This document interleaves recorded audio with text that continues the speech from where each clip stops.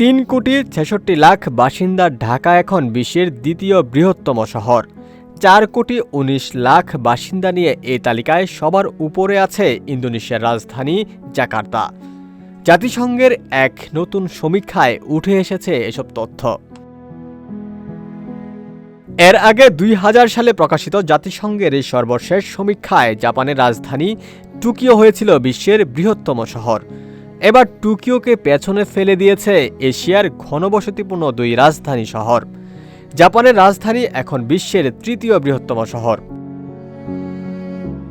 ইন্দোনেশিয়ার ঘনবসতিপূর্ণ দ্বীপ জাবার পশ্চিমাঞ্চলের উপকূলীয় নিম্নভূমিতে অবস্থিত জাকার্তা এর আগে তালিকায় ছিল দ্বিতীয় স্থানে।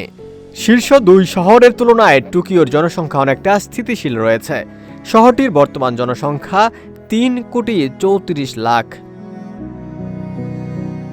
এক লাফে টোকিওকে তৃতীয় স্থানে ঠেলে দেওয়া ঢাকা আগের তালিকায় নবম স্থানে ছিল।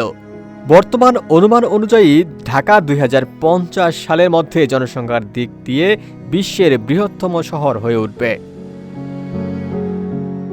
এদিকে আল জাজিরা জানিয়েছে, জাতিসংঘের অর্থনৈতিক ও সামাজিক বিষয়ক বিভাগের ওয়ার্ল্ড আরবানাইজেশন প্রসপেক্ট ২০২৫ প্রতিবেদনে বিশ্বের মেগাসিটির সংখ্যা বাড়ার তথ্য উঠে এসেছে।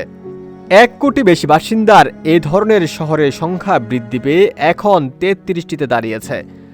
১৯৭৫ সালে বিশ্বজুড়ে মেগাসিটির সংখ্যা ছিল ৮টি, এখন সেটি ৪ গুণের বেশি।